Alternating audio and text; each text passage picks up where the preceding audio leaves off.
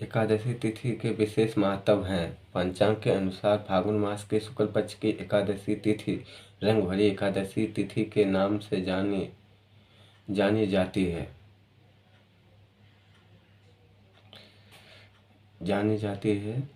धार्मिक मानता है कि इस दिन देवों के देव महादेव और मां पार्वती काशी गए हुए थे, इसीलिए इस एकादशी को बेहद बेहद उत्सव के साथ मनाया जाता है। शास्त्रों के अनुसार रंग भरी एकादशी के दिन ही श्री हरि के संग भगवान शिव और माता पार्वती ने पूजा व्रत करने का विधान है। मानता है कि इसी दिन पूजा करने से साधन और शुभ फल की प्राप्ति होती है। आइए आपको बताते हैं रंग भरी एकादशी तिथि, शुभ मुहूर्त और पूजा विधि के बारे में।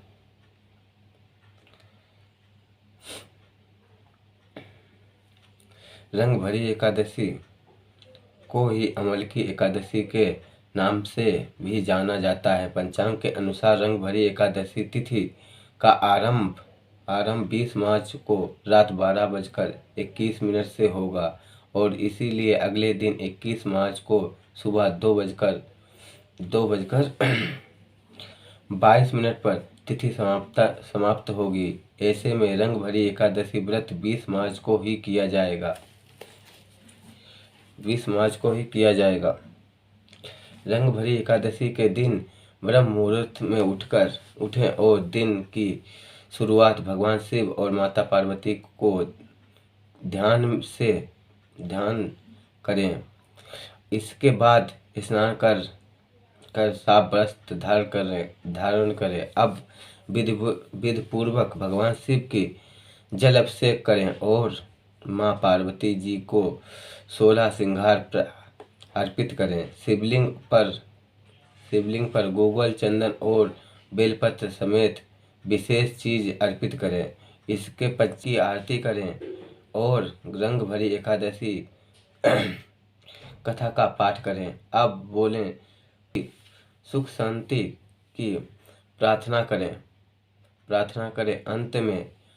अंत में लोगों को प्रसाद का वितरण करें और सुख की खुद ही ग्रहण करें। जय भोले दोस्तों, इस बार अमल की एकादशी 20 तारीख को ही रखी जाएगी और दसवीं तिथि का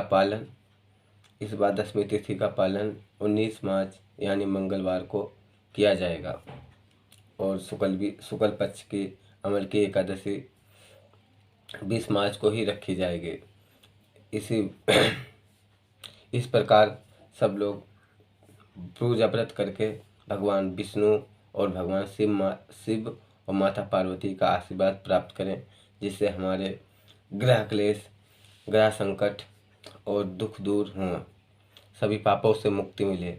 जय भोले भक्तजनों, आपके श्री चरणों में कोटि नमन।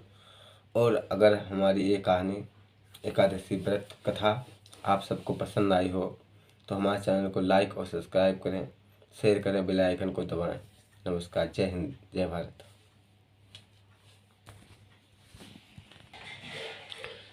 एकादशी व्रत कथा का सुनाने जा रहा हूँ। इस प्रकार की कथा है कि एक बार अम्बरीश राजा, भक्त अम्बरीश एकादशी का व्रत पालन करने वाले थे। उसी वक्त ऋषि दुर्वासा का अपने शिष्यों के साथ आना हुआ और उन्होंने बोला कि हे राजन, हमें भोजन की आवश्यकता है और मुझे भोजन कराने की कृपा करें। भाई उनका बहुत देर तक इंतज़ार किया और व्रत पालन का समय निकलता देखा तो सभी ब्राह्मण देवताओं ने कहा कि आप ऐसा कीजिए, तुलसी दल और पानी से चरणामृत से व्रत पालन कर लीजिए। इससे आपका व्रत भी नहीं वो विघ्न पड़ेगी और मुहूर्त भी नहीं बीतेगा। इस कारण आप ऐसा करो कि व्रत की विधि भी संपन्न हो जाएगी तुम्हारी। तो उन्होंने क्या किया, तुलसी दल और जल से जैसे पारण करने ही वाले थे, तभी भक्त ऋषि दुर्वासा का आना हुआ। और दुर्वासा ऋषि ने जब देखा कि अम्बरीश ने उनका अनादर कर दिया है और अपना व्रत पारण कर लिया, तो उन्होंने अपने जटा से एक बाल की जटा उखाड़ी, अपने सर से एक जटा उखाड़ी और जमीन पे पटकी। उससे एक राक्षसी का उत्पन्न हुई और बोले, दुर्वासा ऋषि बोले, इस अम्बरीश राजा ने मेरा अपमान किया है, इसे आप नष्ट कर दो।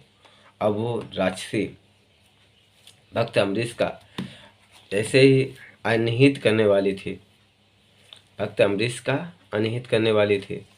जैसे बढ़ी भक्त अम्बरीश के पास में, तब तक भगवान विष्णु का सुदर्शन अम्बरीश को रक्षा करने के लिए उत्पन्न हो गए। और उस सुदर्शन चक्र ने, भगवान विष्णु के सुदर्शन चक्र ने अम्बरीश राजा की तरफ आती हुई राक्षसी को क्षण भर में ही भस्म कर दिया। अब वो सुदर्शन चक्र दुर्वासा ऋषि के पीछे पड़ गया। अब दुर्वासा ऋषि बहुत परेशान, जहाँ जाए तहाँ दुर्वासा ऋषि के पीछे सुदर्शन चक्र, एक हाथ पीछे सुदर्शन चक्र। अब भक्त दौड़ते दौड़ते दौड़ते दौड़ते दुर्वासा ऋषि ब्रह्मा के पास पहुँचे।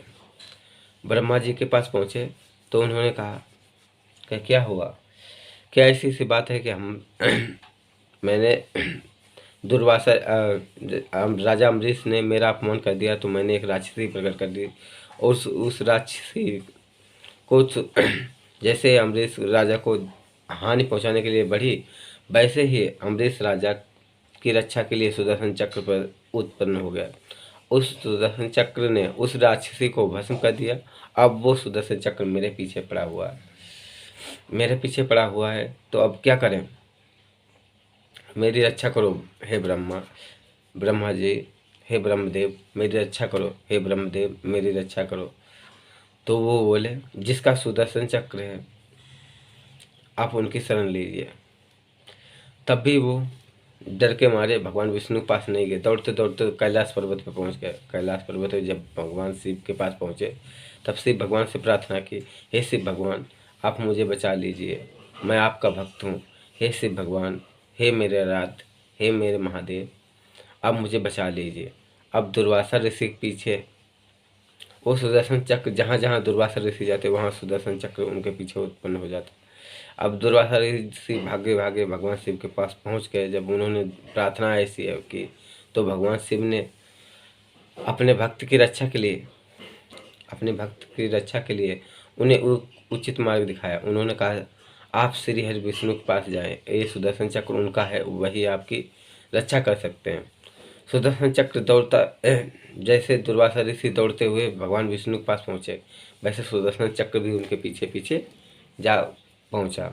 जब सुदर्शन चक्र वहाँ पहुँचा, तो उन्होंने कहा, हे भगवान विष्णु मेरी रक्षा करें, मैं दुर्वासा ऋषि समाप्त होने वाली थी, पारण तिथि समाप्त होने वाली थी, तब तक उन्होंने तुलसी दल से और जल से अपना व्रत पारण कर लिया और मैंने अपना अपमान जान के मैंने उस राजा को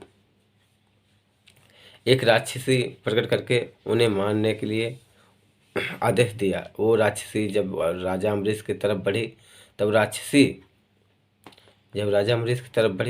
तभी सुदर्शन चक्र वहाँ उत्पन्न हो गया और सुदर्शन चक्र ने उस राक्षसी को पल भर में नष्ट कर दिया। अब वो सुदर्शन चक्र मेरे प्राण हरने के लिए तत्पर है।